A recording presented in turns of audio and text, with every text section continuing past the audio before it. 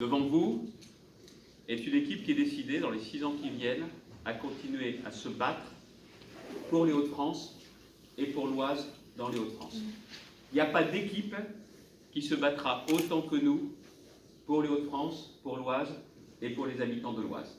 Et j'aurais très bien pu inclure dans cette équipe à la fois Eric, qui est présent, et Arnaud, parce qu'ils ont le même tempérament et ils ont la même logique que nous. Se battre pour l'Oise, pendant ces 5 années, ça a été très concrètement le barreau Amiens, Creil, Roissy. Si on ne s'était pas battu, on ne l'aurait pas eu.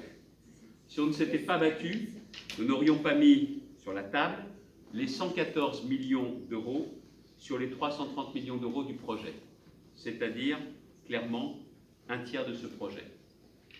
Si on ne s'était pas battu, nous n'aurions pas eu le canal Seine-Nord-Europe, avec l'engagement financier de la région et surtout le pari, le culot diront certains, de dire à l'État, puisque vous n'en voulez pas vraiment, vous nous passez les clés, à la région, aux différents départements et le département de l'Oise, et je remercie Nadège, avec son port intérieur de Noyon et aussi avec Magéo. Magéo, c'est plus qu'un trait d'union, mais c'est indispensable pour la réussite de ce projet. C'est aussi 43 millions d'euros financés par la région.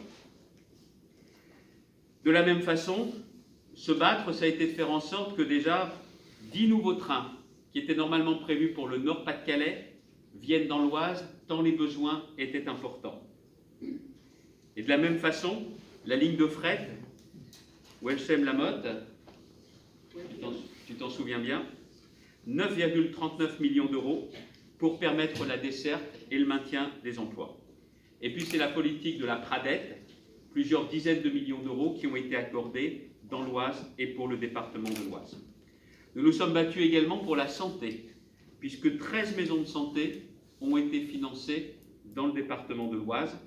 Et c'est aussi se battre pour l'excellence dans l'Oise, un département particulièrement attractif, puisque la fibre est aujourd'hui ici, d'ores et déjà une réalité, qui permet le développement économique et qui permet aussi d'accélérer le développement du télétravail pour permettre de venir vivre dans l'Oise et d'être un département qui continue à attirer de la population.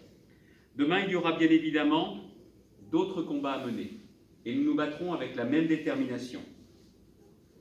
Sans nous, le canal Seine-Nord-Europe n'arrivera jamais à bon port. Sans nous, le barreau Creil-Roissy, je suis certain qu'il n'y aura pas la même détermination ni la même volonté, clairement, de se battre.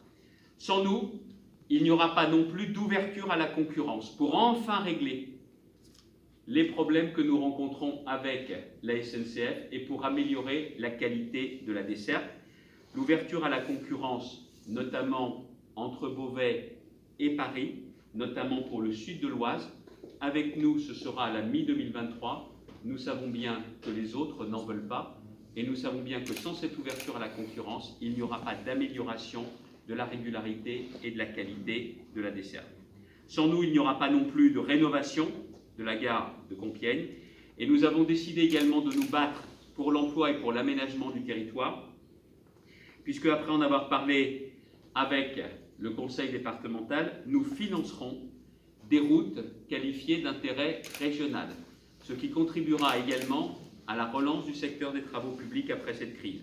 La RD 1016, Clermont-Creil, la RD 200, Montataire-Compiègne, la RD 1302, la déviation de Noyon, sont des projets qui seront financés dans ce mandat et qui seront financés en lien avec le département de l'Oise par le Conseil régional des Hauts-de-France. Nous continuerons bien évidemment à nous battre pour l'emploi. Des centaines d'entreprises ont été aidées pendant ce mandat, nous continuerons à le faire. Et on continue aussi à nous battre pour le pouvoir d'achat. Le pouvoir d'achat restera notre priorité avec les aides au transport, les aides à la garde d'enfants, pour ceux qui travaillent et qui doivent engager des frais parce qu'ils travaillent. Nous financerons également 90% du montant du permis de conduire pour des jeunes en recherche d'emploi ou inscrits dans un cycle de formation. Toujours le même esprit pour aller vers le travail.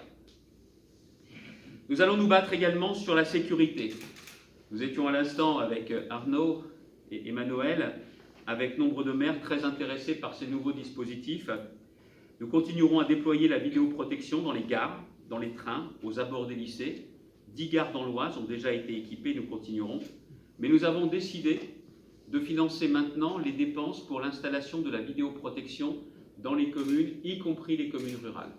Je n'ai pas envie de voir la délinquance se développer plus encore dans le milieu rural. Comme nombreuses de villes importantes se sont équipées, la délinquance pourrait se déplacer. Il n'est pas question de laisser les territoires ruraux isolés, sans réponse, et nous financerons les dépenses d'équipement du personnel, mais aussi les dépenses de vidéoprotection.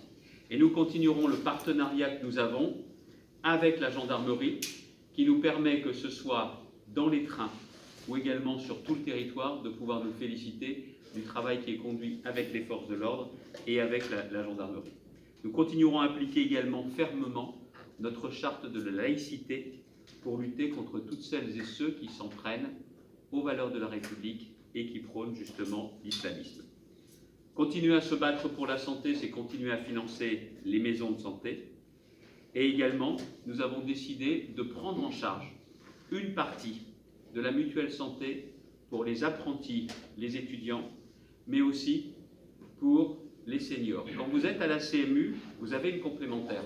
Quand vous êtes au minimum vieillesse, vous n'êtes pas aidé pour votre complémentaire.